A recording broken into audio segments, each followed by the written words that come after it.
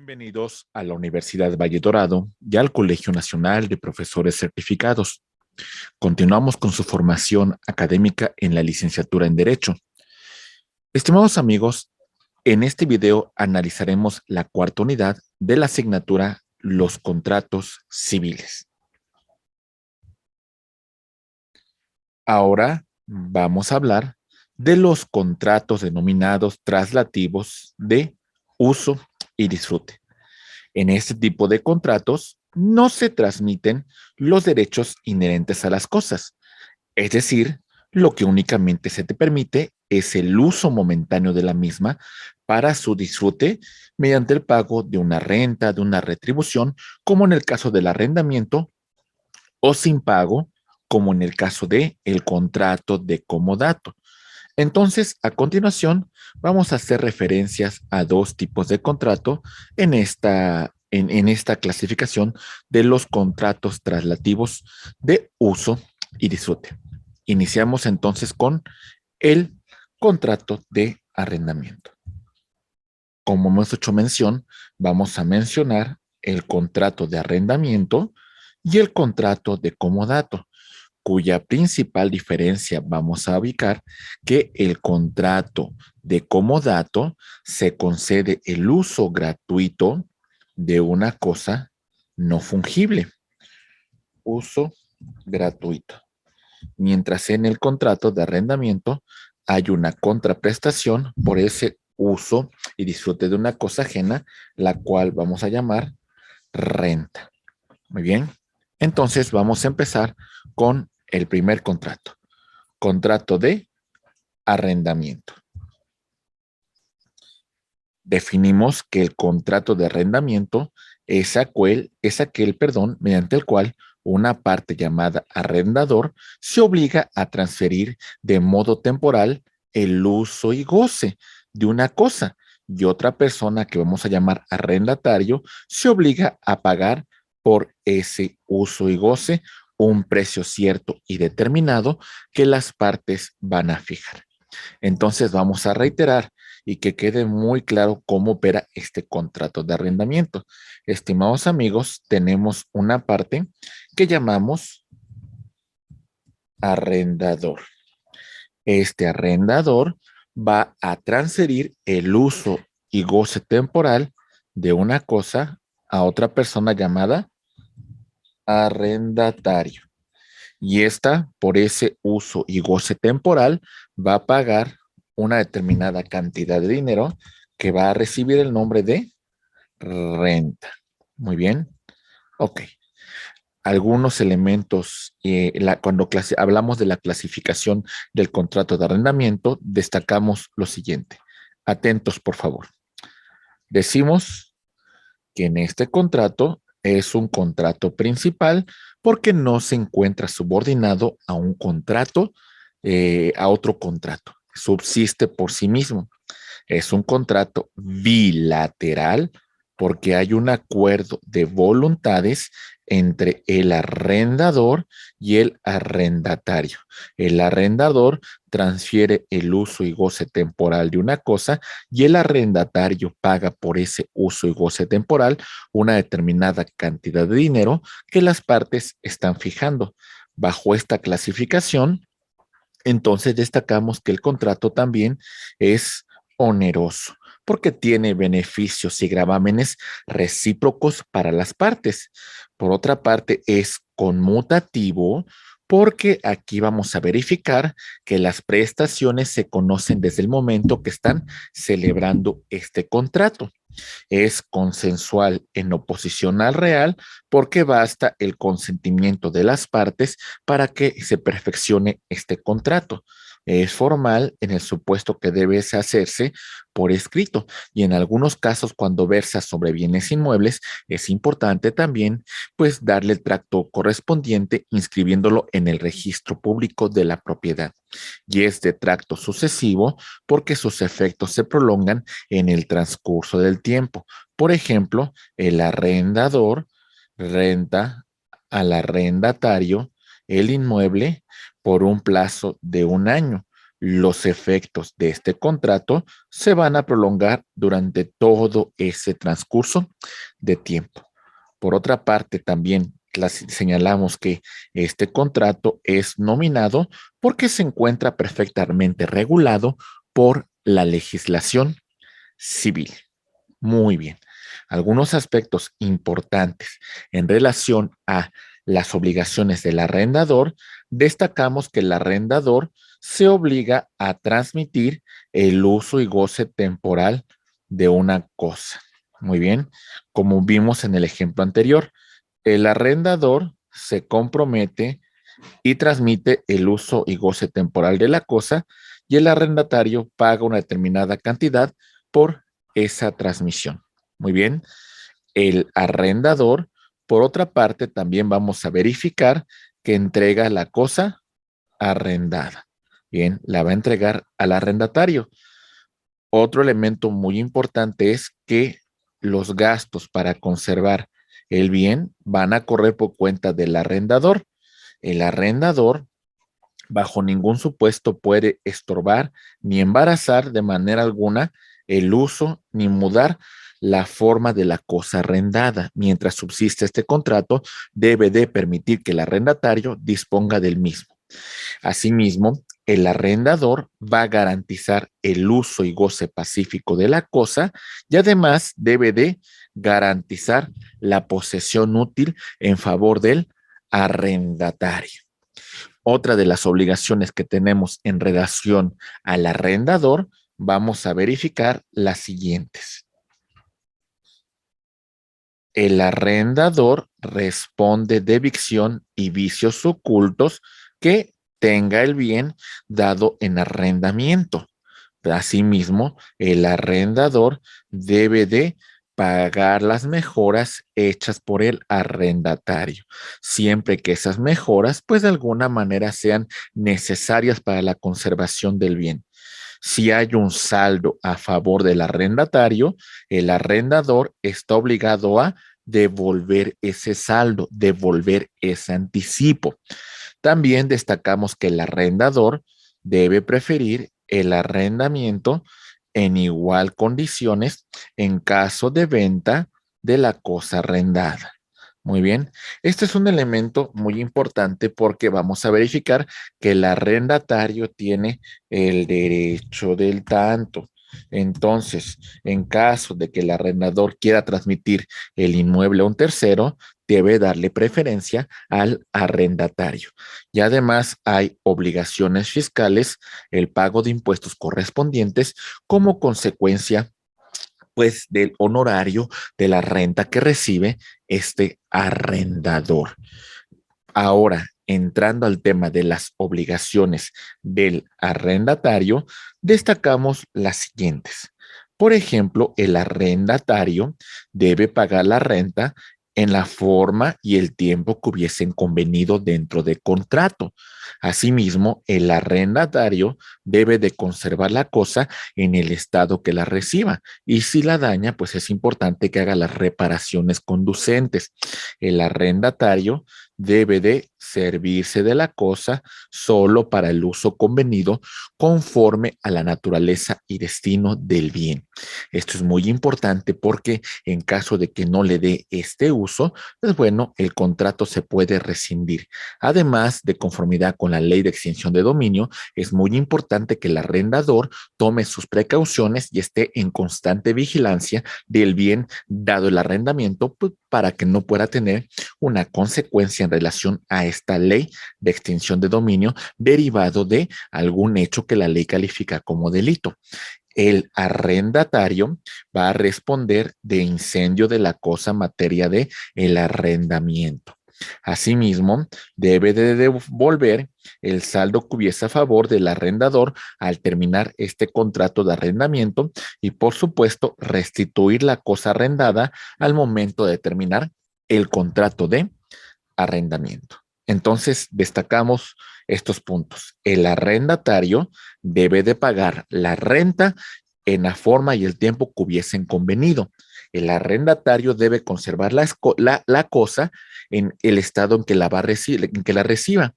Solamente el arrendatario se va a servir en relación a la cosa en su naturaleza y su destino. Si se envía la cosa, debe de responder, va a devolver el saldo que exista a favor del arrendador y bueno, debe restituir la cosa dada en arrendamiento. Muy bien, pasamos al contrato de comodato. Este es un contrato mediante el cual tenemos una persona llamada comodante. Esta se obliga a conceder de forma gratuita el uso de una cosa no fungible. Cuando hablamos de una cosa no fungible, hablamos de individual, de una cosa que no puede ser sustituida por otra. En este supuesto, el comodatario, como lo vemos aquí, se obliga a restituir esa cosa dada individualmente. Es decir, debe regresar la misma cosa. Un elemento muy importante de este contrato de comodato es que es a título gratuito. Entonces, reiteramos, tenemos una persona que vamos a llamar comodante. Este comodante concede el uso y goce de una cosa a título gratuito. Esa cosa es no fungible, es decir, no puede ser sustituida por otra. Y el comodatario se obliga a restituir la cosa que se haya otorgado de forma individual. No puede sustituirla por otra. Clasificación del contrato de comodato. Muy bien. Okay. Destacamos que es un contrato principal que no se encuentra subordinado a ningún otro contrato. Es un contrato bilateral porque, como ya mencionamos con antelación, hay un acuerdo de voluntades entre comodante y comodatario. Muy bien. También verificamos que es un contrato a título gratuito, que en este caso las cargas sobre este contrato las tiene el comodante. El comodatario solamente se obliga a restituir la cosa en el tiempo que se hubiese fijado. Es consensual en oposición al real porque basta el consentimiento de las partes para que este contrato se perfeccione. Y también mencionamos que es consensual en oposición al real porque pues de alguna manera el consentimiento es más que suficiente para la perfección, para que el contrato se perfeccione sin cubrir ningún otro supuesto. Es de tracto sucesivo porque sus efectos se prolongan en el transcurso del tiempo. Es decir, pongamos un caso práctico. El comodante da un bien al comodatario y fija un plazo de 6 meses para que el comodatario regrese el bien al comodante. Muy bien. Espero que este ejemplo haya quedado claro en relación a este tipo de contratos. También verificamos, estimados amigos, que es un contrato nominado porque se encuentra perfectamente regulado dentro de la respectiva legislación civil. Muy bien. Vamos a empezar con otros contratos que son muy importantes. En este supuesto vamos a hablar de los contratos de prestación de un servicio. Muy bien. Iniciamos entonces. Muy bien. Cuando hablamos de contratos de prestación de un servicio, señalamos que es un contrato mediante el cual una persona que normalmente va a ser profesionista en alguna área del conocimiento se obliga con otra a realizar una serie de servicios a cambio de un precio, a cambio del pago de un honorario. Entonces, verifiquemos que en este contrato tenemos una persona que es el profesional, que en algunos supuestos va a requerir, pues que acredite, en este caso, que acredite un dominio de una profesión, que acredite que tiene una especialización en una determinada área del conocimiento. Y la otra persona, pues, se obliga por esa prestación de servicios a dar una cantidad de dinero, a pagar un honorario por la prestación de ese servicio profesional. Algunos contratos de prestación de servicios que podemos destacar son los siguientes: contrato de depósito, contrato de mandato, contrato de servicios profesionales, contratos de obra a precio alzado, contrato de transporte, contrato de hospedaje. Empezamos con el contrato de depósito. En este contrato tenemos una persona que en este caso se va a llamar el depositario. El depositario se va a obligar a custodiar una cosa mueble, inmueble, que otra persona que vamos a denominar depositante le confía y la va a restituir cuando éste lo pida. Claro, previo pago de un honorario que se hubiese fijado con antelación. Entonces tenemos dos partes para recordar este tipo de contratos. Por una parte, vamos a tener al depositario que se obliga a custodiar la cosa mueble o inmueble que deja a su resguardo el depositante y este la debe de restituir en el momento que se hubiese fijado en el contrato previo pago de derechos. Muy bien. Ok, perfecto. Vamos a analizar su respectiva clasificación y destacamos que el contrato de depósito es un contrato principal porque no se encuentra subordinado a ningún otro contrato. Es un contrato bilateral porque, como ya mencionamos, hay un acuerdo de voluntades entre el depositario y el depositante. Es oneroso porque hay gravámenes que son recíprocos para las partes. El depositario se obliga a custodiar la cosa mueble o inmueble y el depositante se obliga a restituirla cuando éste lo solicite. Puede ser a título gratuito también en el supuesto que no se hubiese fijado ninguna contraprestación por parte del depositante en el tema de que el depositario custodie la cosa. Entonces también puede ser a título gratuito, como hemos destacado. Es consensual porque basta el consentimiento para la perfeccionamiento, para que se perfeccione este contrato. Y es consensual porque no debe cubrir ningún otro requisito más que el consentimiento para que este contrato se perfeccione. Es de tracto sucesivo porque los efectos de este contrato se van a prolongar en el tiempo de custodia que hubiesen fijado dentro de un contrato. Es intuito personae, porque aquí sí requerimos una característica, requerimos algún tema muy en particular en relación al depositario, porque va a custodiar la cosa mueble o inmueble, pues dejada por el depositante. Y es nominado porque su fundamento se encuentra dentro de la propia legislación civil. Muy bien, perfecto. Vamos a continuar y ahora analizaremos el contrato de mandato. El contrato de mandato es aquel por virtud de cual una persona que llamamos mandatario se va a obligar a realizar o ejecutar actos que encarga el mandante. Muy bien. Y por esta representación que realiza el mandatario, el mandante se obliga pues a dar una retribución, salvo que se hubiese fijado que este contrato es de naturaleza gratuita. Entonces reiteramos, aquí tenemos dos partes.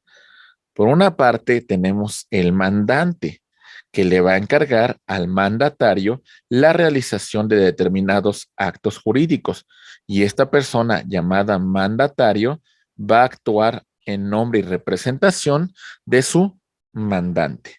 Muy bien, vamos a ver a grosso modo la clasificación. Es un contrato principal porque no se encuentra subordinado a ningún otro contrato. Puede ser accesorio en el supuesto de que este contrato se va a adherir o tiene su existencia, por ejemplo, con un contrato de prestación de servicios. En el caso de un abogado que representa a su cliente, previo que se dé el contrato de mandato, se fija un contrato de prestación de servicios profesionales. Es bilateral porque hay un acuerdo de voluntades entre el mandante y el mandatario. Es oneroso porque se pueden fijar pues un honorario y hay obligaciones recíprocas para las partes. Es gratuito en el supuesto de que el el mandatario realice actos jurídicos de forma gratuita sin que reciba ninguna prestación por esta representación que realiza sobre el mandante. Es formal porque debe cubrir con los requisitos que marca la ley y bueno, en algunos supuestos inclusive tendríamos que elevarlo a escritura pública para que podamos representar frente a terceros. Es consensual en oposición al formal porque en algunos supuestos va a requerir el simple consentimiento para el perfeccionamiento de este contrato. Es de tracto sucesivo porque los efectos se prolongan en el transcurso del tiempo. Por ejemplo, este mandante le encarga que mientras está fuera del país, su mandatario realice actos jurídicos y como va a estar fuera del país por un año, entonces los efectos de este contrato se van a prolongar durante todo este transcurso de tiempo. También verificamos, por supuesto, que es intuito personae, porque requerimos una condición muy particular en relación del mandatario, porque de alguna manera el mandante le está encargado de determinados actos jurídicos que le competen a este. Y es nominado porque vamos a encontrar que él mismo se encuentra regulado dentro de la respectiva legislación civil. Algunos contratos de mandatos que podemos mencionar a continuación, o bueno, más bien una clasificación, es la siguiente. El mandato representativo. Vamos a suplir al mandante y lo vamos a representar en algunos actos jurídicos. No representativo, posiblemente lo que implique es que no lo va a suplir frente a terceros, pero sí realiza algunos actos a su favor. El mandato civil, pues bueno, versa sobre los puntos que hemos mencionado y su fundamento se encuentra en la legislación civil y en caso de que exista un conflicto, este conflicto va a derivar de una controversia de índole civil.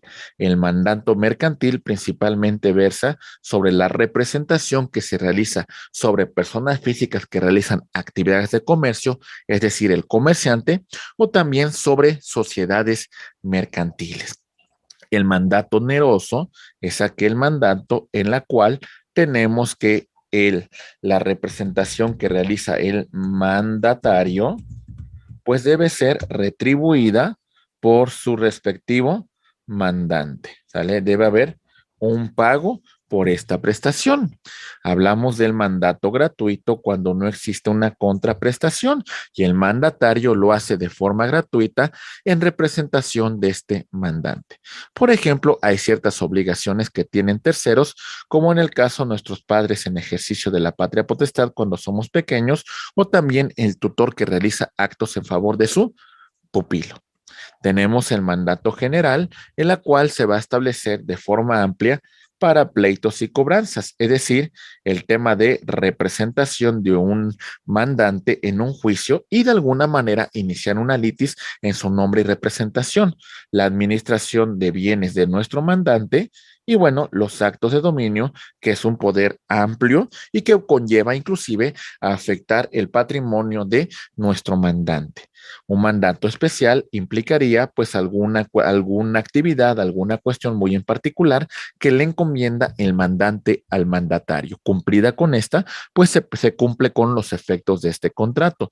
Mandato verbal sería aquel que solamente se realiza de forma oral sin que se plasme por escrito.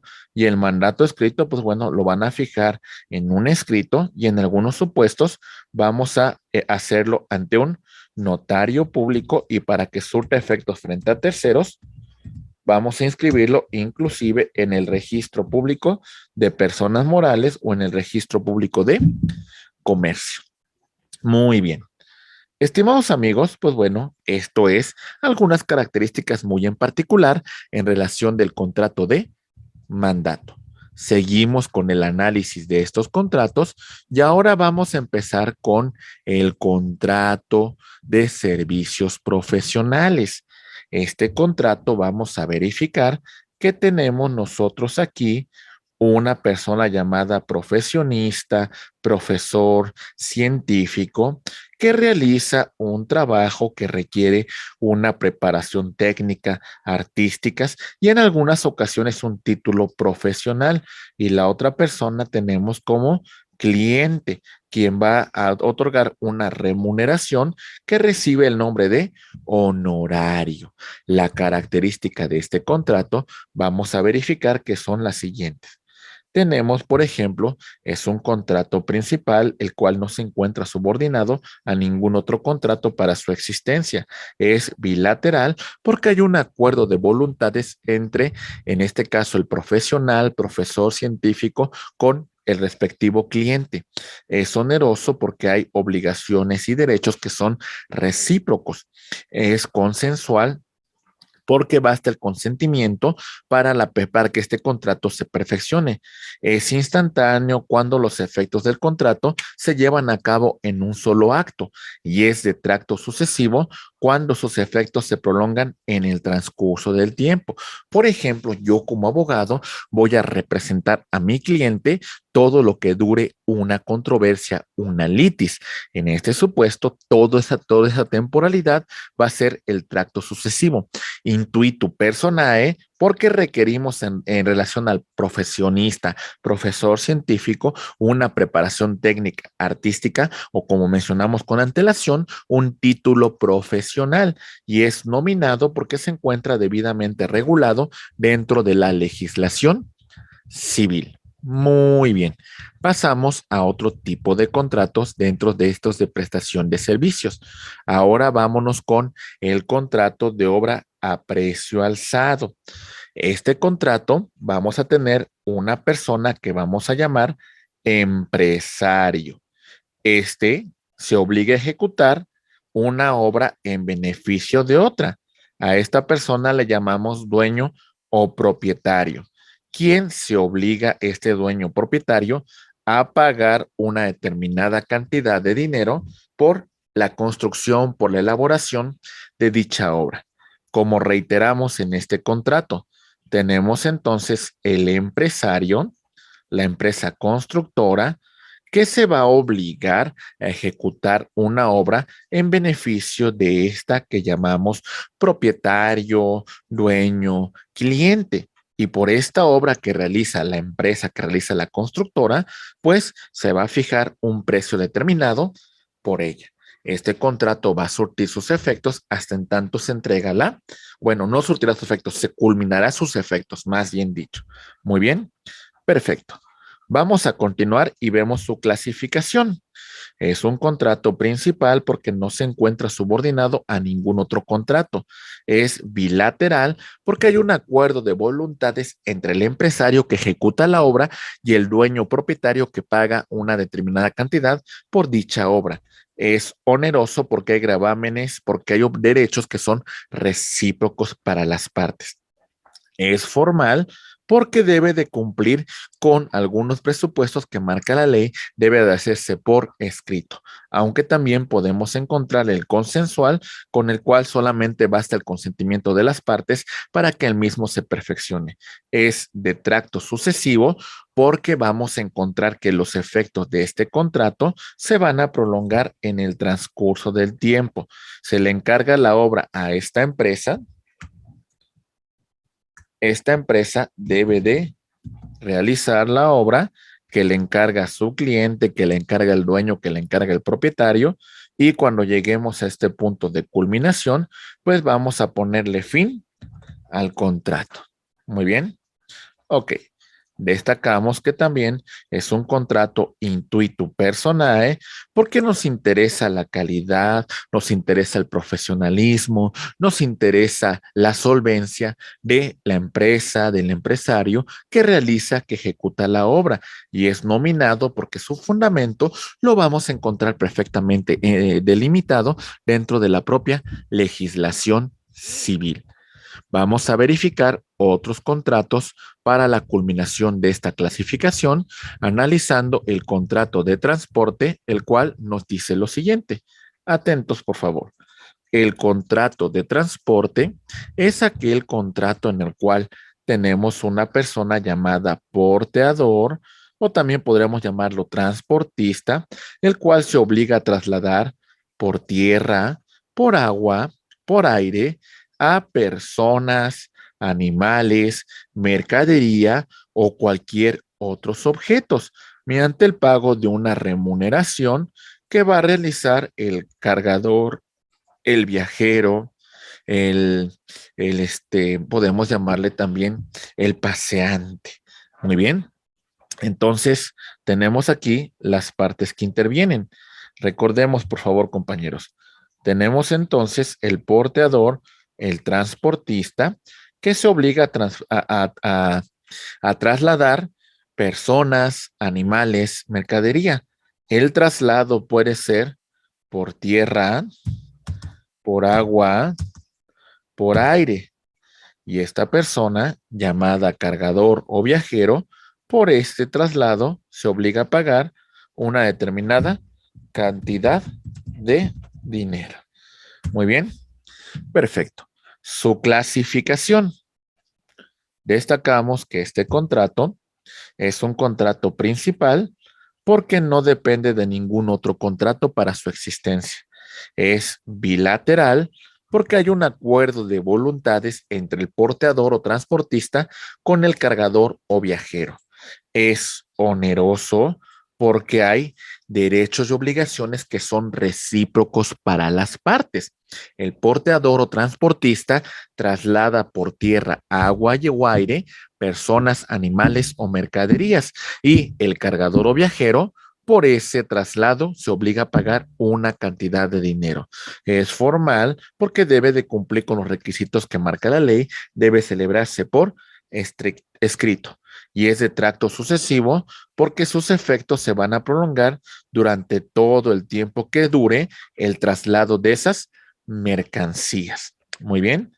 Continuando con la clasificación, destacamos que también es un contrato nominado porque se encuentra perfectamente reconocido dentro de la legislación civil. Y llegamos al último contrato dentro de esta clasificación de contratos de prestación de servicios. Tenemos el contrato de hospedaje.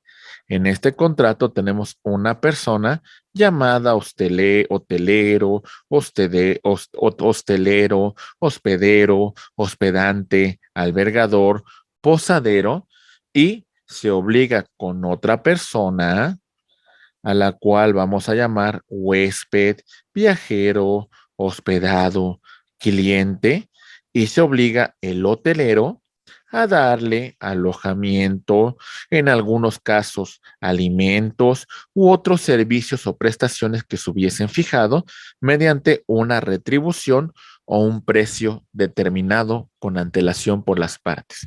Entonces, reiteramos, tenemos una parte que es el hotelero, el hospedero, el albergador, el posadero, y por otra parte tenemos a el cliente, el huésped, el hospedado, el viajero.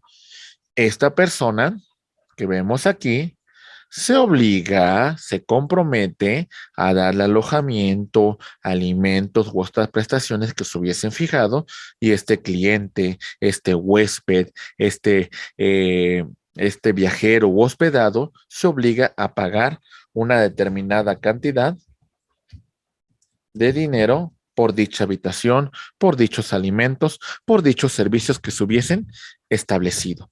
Clasificación de este contrato. Este contrato vamos a verificar que es un contrato principal, no se encuentra subordinado a ningún otro contrato para su existencia. Es bilateral porque hay un acuerdo de voluntades entre el hotelero, hostelero, hospedero, hospedante con el huésped, el viajero o el hospedado. Tenemos que es oneroso porque hay obligaciones y hay derechos que son recíprocos para las partes. Es conmutativo porque las partes, desde el momento que están celebrando el contrato, saben cuáles son las prestaciones que deben de dar. Es consensual porque en algunos supuestos requerimos el consentimiento para que el contrato se perfeccione sin cumplir ningún otro requisito. Es de tracto sucesivo porque los efectos de este contrato se van a prolongar durante todo el tiempo que dure el alojamiento que se hubiese establecido. Y es nominado porque su regulación la tenemos perfectamente señalada dentro de la legislación civil. Estimados amigos, Entonces revisamos en esta clasificación dos tipos de clasificación de contrato. Hablamos de los contratos traslativos de dominio. Estos contratos traslativos de uso y disfrute, perdón,